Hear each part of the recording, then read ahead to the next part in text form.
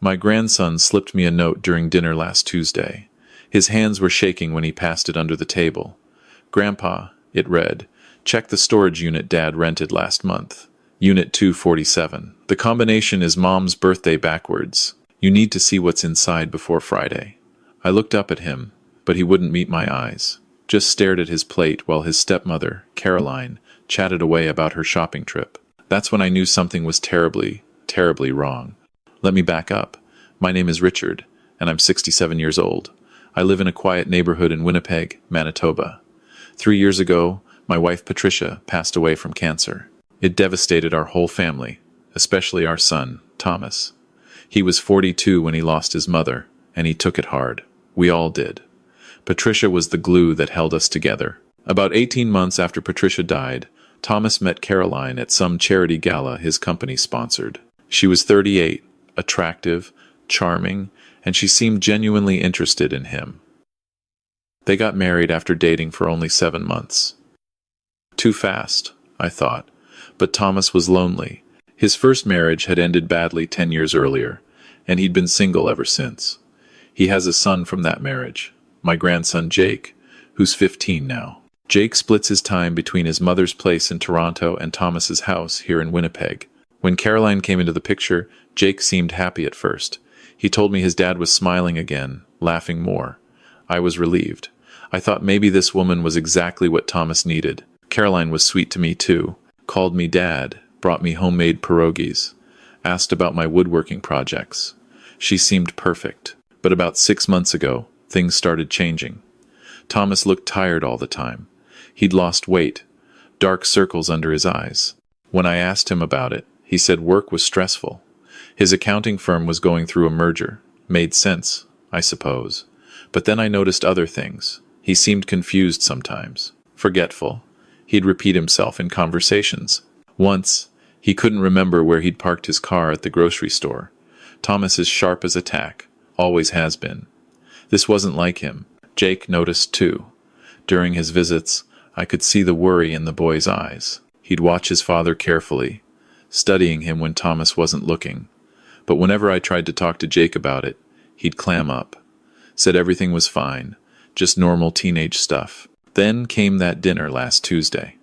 Caroline had invited me over for what she called a family meal. She made roast chicken, mashed potatoes, the works. Thomas barely touched his food. He pushed it around his plate, his movements slow and uncertain.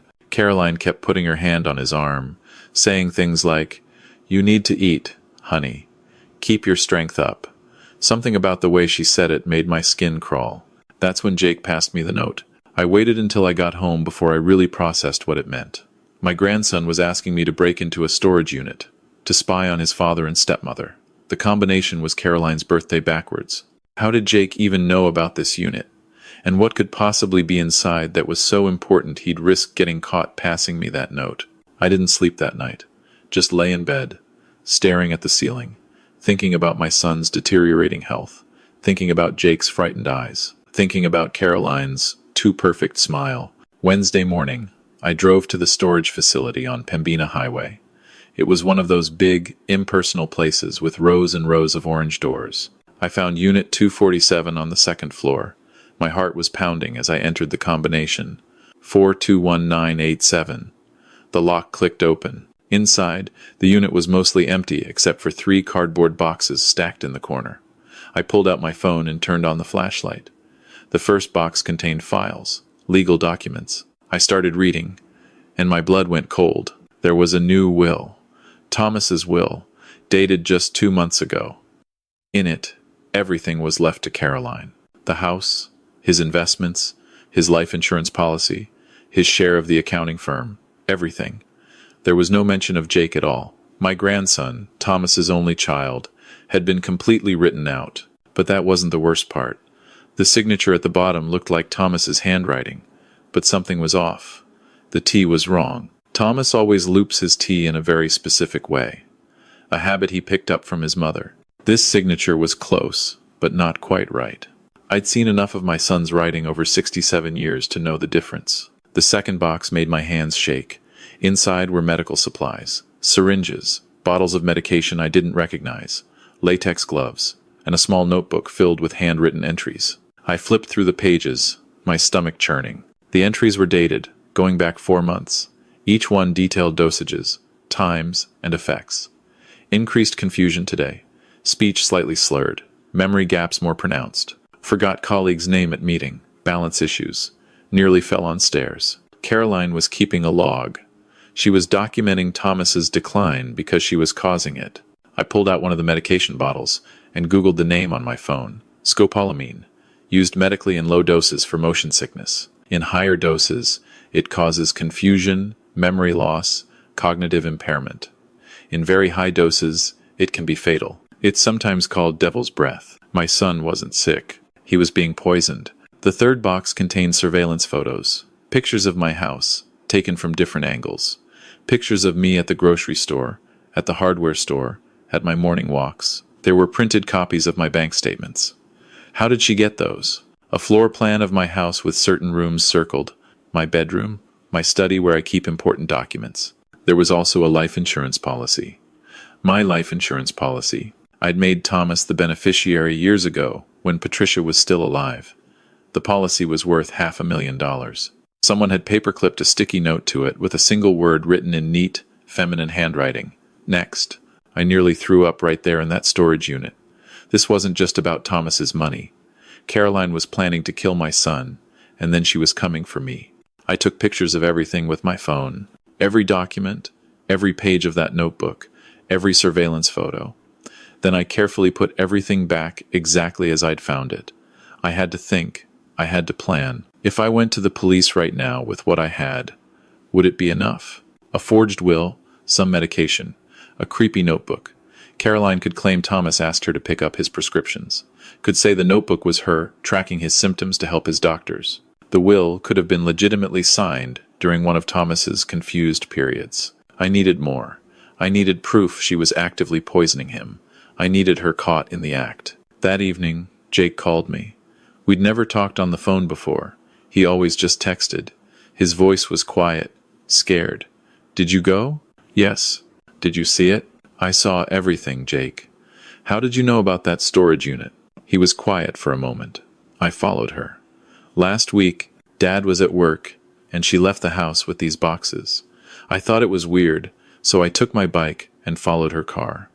I saw which unit she went into. Then I waited until she left, and I tried combinations until one worked. That was dangerous, son. I know. But Dad's getting worse, Grandpa. He fell down yesterday.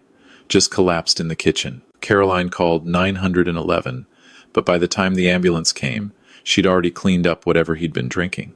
The paramedics said it might be a heart problem. They want to run tests, but I know it's her. I've seen her putting stuff in his coffee. She thinks I don't notice, but I do. My 15-year-old grandson had figured out what was happening and had been living with this terror, trying to protect his father. My heart broke for him. Jake, I need you to listen to me very carefully. Don't eat or drink anything Caroline prepares. Nothing. Make your own food. Get it from restaurants. Whatever you need to do. And don't let her know you're suspicious. Can you do that? Yeah, I've been doing that for weeks. Good boy. I'm going to fix this. But I need a few days. Can you hold on for a few more days? I think so. But Grandpa, Dad's appointment with the heart specialist is Friday. I heard Caroline on the phone talking to someone. Her brother, I think. She said something about how Friday would be the perfect time because everyone would just think it was his heart. Friday. 2 days away. Whatever Caroline was planning, she was going to do it soon. I spent all Wednesday night researching, planning, thinking. I called an old friend from the police force, Bill Henderson. We'd known each other for 40 years. He'd retired 5 years ago, but he still had connections. I told him everything. He listened without interrupting. Rich, he said when I finished, this is serious. But you're right that we need more.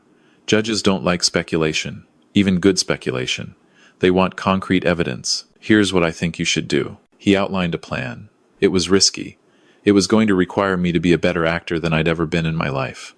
But it might work. Thursday morning, I called Caroline. Put on my best concerned father voice. Caroline, dear, I'm worried about Thomas. He looked so unwell at dinner the other day. I was thinking maybe I should move in with you two for a little while. Help out. Make sure he's eating properly, getting his rest. There was a pause. Then her voice, syrupy sweet. Oh, Dad, that's so thoughtful of you. But honestly, we're managing fine. Thomas just needs rest. The doctor says it's probably stress from work. You know how dedicated he is to that firm. I know, but I'm his father. I want to help. Besides, you shouldn't have to shoulder this burden alone. Really, Dad, we're okay. Thomas wouldn't want you to disrupt your life. I made my voice wobble a little, like I was getting emotional. I lost Patricia. I can't lose Thomas too. Please, Caroline, let me help. I'm rattling around that big house all alone anyway. Another pause. I could almost hear her thinking, calculating. Well, if it means that much to you, I suppose it would be all right. But just for a few days. We don't want to impose on your time. No imposition at all, dear. I'll pack a bag and come over this afternoon. When I arrived at Thomas and Caroline's house that afternoon, my son answered the door. He looked worse than he had on Tuesday. His skin had a grayish tinge. His hands trembled as he hugged me. Dad, what are you doing here? Your wife invited me. Thought I could help out while you're not feeling well. Caroline appeared behind him, all smiles. Come in, come in. I've set up the guest room for you. It'll be so nice having you here. I'd brought a bag with clothes, but hidden in the bottom were 3 small cameras Bill had lent me. Tiny things, wireless, motion activated. That evening, while Caroline was making dinner and Thomas was resting upstairs, I placed them. One in the kitchen, tucked behind the cookbook stand, with a clear view of the counter and coffee maker. One in the dining room, hidden among the decorative items on the hutch. One in the upstairs hallway, positioned to see the bedroom doors. Jake knew I was there, but we'd agreed to pretend we weren't coordinating. When he came down for dinner, he just nodded at me. Hey, Grandpa. Hey, kiddo. How's school? Fine. Dinner was uncomfortable. Caroline had made spaghetti and meatballs. I watched carefully as she served everyone. Thomas's plate seemed to come from a different pot than mine and Jake's. When Thomas wasn't looking, I saw her sprinkle something extra on his pasta. Spice, she'd say if anyone asked. But I knew better. Thomas ate mechanically, barely tasting his food. Jake picked at his meal. I made conversation, asked Caroline about her day, complimented her cooking, played the grateful, oblivious father-in-law. After dinner, Thomas went upstairs to lie down. Caroline suggested Jake do his homework. Once we were alone, she made me tea. I watched her like a hawk. She didn't add anything to mine, just smiled and chatted about how nice it was to have family around. Thomas is so lucky to have you, she said, sitting across from me at the kitchen table. Not every son has a father who cares so much. He's my boy. Only child. After Patricia died, he's all I have left. I paused, letting emotion creep into my voice. Well, Thomas and Jake, of course. Of course, Caroline echoed, but something flickered in her eyes. Jake's a good kid, smart, takes after his father. Yes, he does. She sipped her tea. You know, Dad, I've been thinking, when Thomas inherits your estate someday, far in the future, obviously, have you made sure all your paperwork is in order? I'd hate for there to be any confusion or legal complications. It can be so stressful for families. There it was, not even subtle. She was already thinking about my money. Oh, everything's in order. Updated my will just last year with my lawyer, Margaret Chen. She's very thorough. Everything goes to Thomas, and if anything happens to him, it all goes to Jake. Family first, you know. Caroline's smile tightened almost imperceptibly. Very sensible. That night, I lay in the guest room with my laptop, watching the camera feeds on the monitoring software Bill had set up for me. At 11:47 p.m., Caroline emerged from the bedroom. She was wearing a robe, moving quietly down the hallway. I held my breath as she descended the stairs. The kitchen camera picked her up. She went straight to a cabinet above the refrigerator, the one where they kept things they rarely used. She pulled out a small bottle and a syringe. Then she prepared tomorrow's coffee, Thomas's special blend that he drank every morning. She added the liquid from the bottle to the coffee grounds, measuring carefully. When she was done, she put everything away and went back upstairs. I had it. Video evidence of her tampering with Thomas's coffee. Bill had warned me not to confront her. Not yet. We needed to catch her with the actual drugs. Needed to document the whole thing properly for the police. Friday morning, The police would be here with a warrant. Bill had already laid the groundwork with his former colleagues, shown them my photos from the storage unit. They were taking this seriously. But I couldn't let Thomas drink that coffee. At 6 a.m. Friday morning, I got up before anyone else, went downstairs, and quietly dumped the entire container of coffee grounds down the garbage disposal, replaced it with a fresh container from the pantry. When Caroline came down at 6:30, I was sitting at the kitchen table reading the newspaper like I'd been there for hours. "Morning, Dad. You're up early." Old habits. Never could sleep past 6. I smiled at her. I made a fresh pot of coffee. That blend Thomas likes was empty, so I opened a new one. "Hope that's okay." Her face froze for just a second. Then the smile returned. "Oh, that's fine. Thank you." Thomas came down at 7, looking worse than ever. He'd vomited during the night, he said. Felt dizzy. Caroline immediately went into caring wife mode, feeling his forehead, suggesting he skip work. "Maybe you should go to the hospital," I suggested. "Have them run those tests." "His appointment is this afternoon," Caroline said quickly. "The specialist can see him at 2 p.m. We should just wait for that." "I really think we should go now," I pressed. "Thomas, you look terrible, son." "I'm okay, Dad." But his words were slurred. Whatever she'd been giving him, it was already in his system from yesterday. Just need rest. Jake came down for breakfast, his backpack ready for school. He looked at his father with undisguised worry. "I don't want to go to school," Jake said suddenly. "I want to stay with Dad." "You need to go to school," Caroline said firmly. "Your father will be fine. I'm taking him to his appointment later." "I'll drive him," I offered. "You look tired, Caroline. Why don't you stay home and rest? I'll make sure Thomas gets to his appointment." For a moment, I saw anger flash across her face. Then she composed herself. "That's sweet, but I need to be there. To talk to the doctors about his symptoms." The doorbell rang at 8:15 a.m. Caroline went to answer it, and I heard her voice rise in surprise. "Can I help you?" "Ma'am, I'm Detective Sarah Morrison with the Winnipeg Police Service. This is my partner, Detective James Park. We have a warrant to search this premises."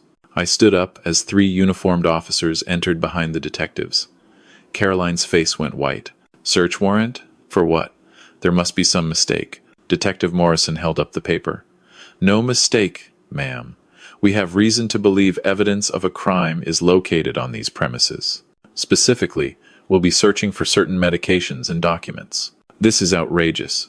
"Thomas, tell them." But Thomas was looking confused, struggling to follow what was happening. Jake had backed against the wall, his eyes wide. "Actually, officers," I said, standing up, "I have some information that might help. I've been documenting evidence for the past few days." I pulled out my phone and held it out to Detective Morrison. "Video footage from last night." "The kitchen camera." Caroline spun to face me. "You've been spying on us? In our own home?" "I've been protecting my son, which is more than you've been doing." They found everything. The bottle of scopolamine hidden in the cabinet, the syringes wrapped in a towel in the master bedroom, Caroline's notebook, which she'd apparently brought home from the storage unit. They found the doctored coffee grounds in the garbage disposal. And when they got to the storage unit itself, they found all 3 boxes exactly as I'd photographed them. Caroline started talking once she realized how much evidence they had. Not confessing, exactly, but trying to justify. Said Thomas was mentally unstable, that she was just trying to help him. Said the will was legitimate, that he'd wanted to provide for her. Said the medication was prescribed by a doctor, though she couldn't say which doctor. None of it held up. The forensics team found her fingerprints on the forged will. Found her brother's fingerprints too. They arrested him the same day. Turns out he had a record. Fraud, forgery, served 2 years. Caroline had a history too, once they started digging. 2 previous marriages. Both husbands had died. One from a heart attack, one from an accidental drug overdose. Neither death had been investigated thoroughly at the time. Thomas was rushed to the hospital. The doctors confirmed scopolamine poisoning. Said if it had continued much longer, it could have caused permanent brain damage or death.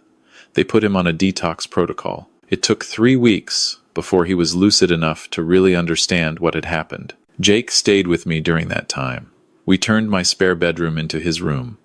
Put up posters of his favorite bands, got him a better desk for homework. He was quiet those first few days, processing everything. Then one night at dinner, He just broke down crying. "I should have said something sooner," he sobbed. "I knew something was wrong, but I didn't know how to prove it. I was scared no one would believe me. I thought maybe I was imagining things." I held my grandson while he cried. "You saved your father's life, Jake. You were smart and brave. You found that storage unit. You gave me the information I needed. Don't ever think you didn't do enough." Thomas made a full recovery. Physically, at least. Emotionally, it took longer. The betrayal was profound. He'd loved Caroline, trusted her completely. Finding out she'd been slowly killing him for money was devastating. He went to therapy. We all did, actually. Family therapy. Individual therapy. We needed it. The trial was 8 months later. Caroline was charged with attempted murder, fraud, forgery, and a dozen other counts. Her brother was charged as an accomplice. The evidence was overwhelming. My video footage, the medical records, the forged documents, the notebook detailing her poisoning schedule.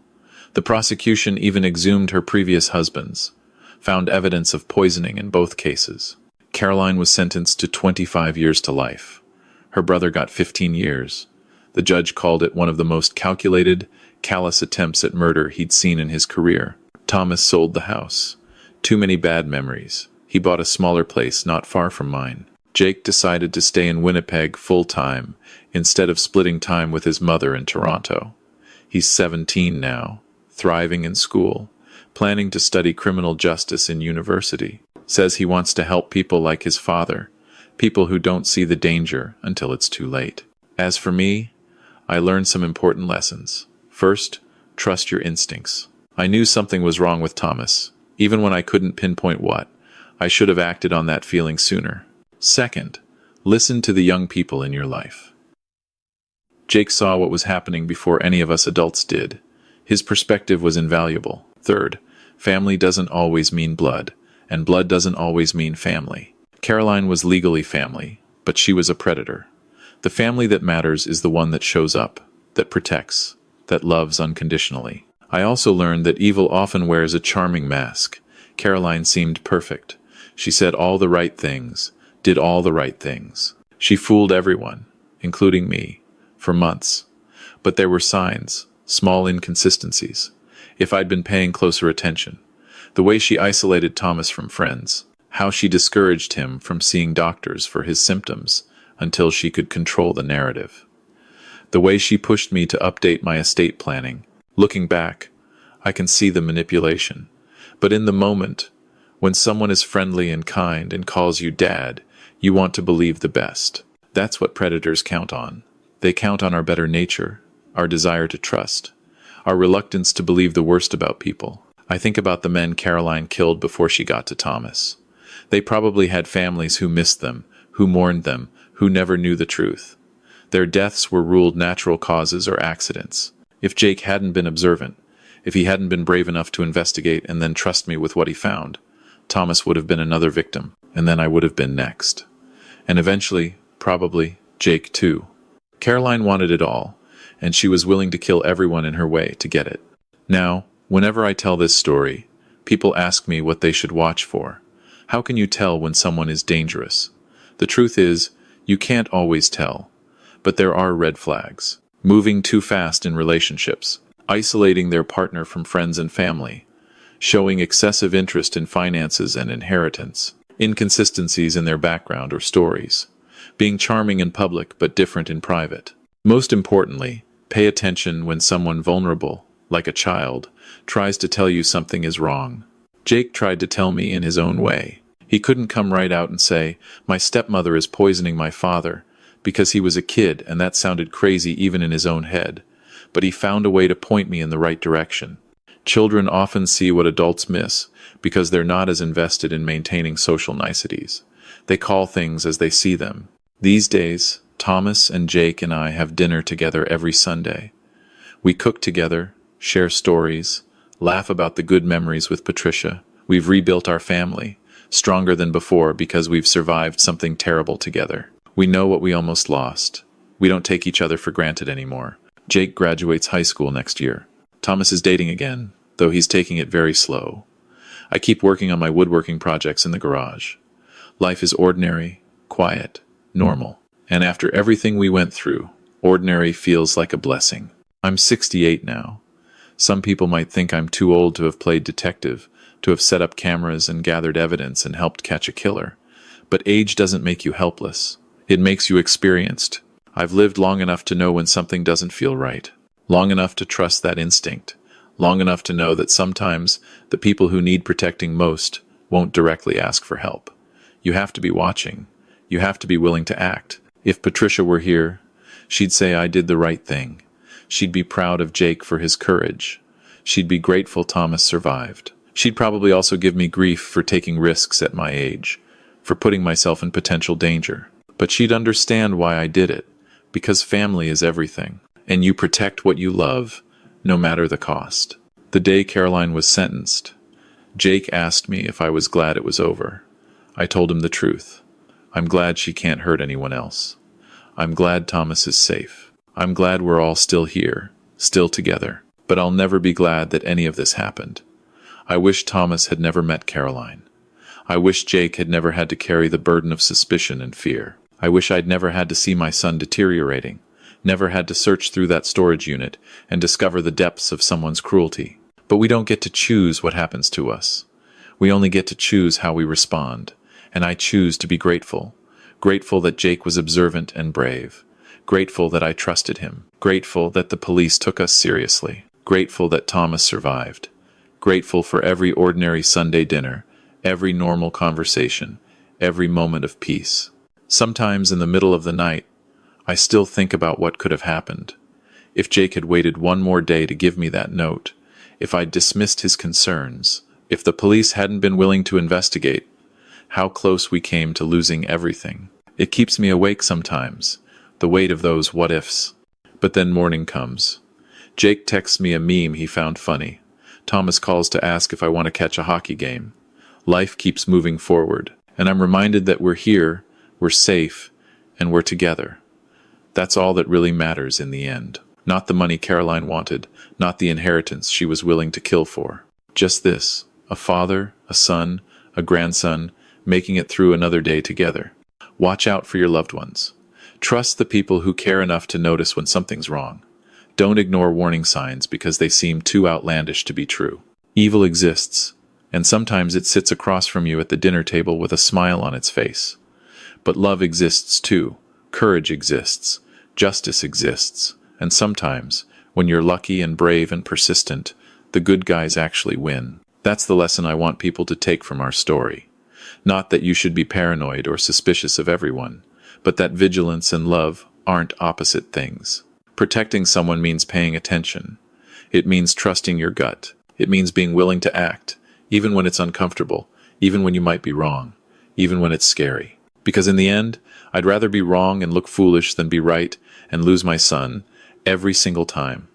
That's what family means. And no amount of money, no inheritance, no estate is worth more than the people you love. Caroline never understood that.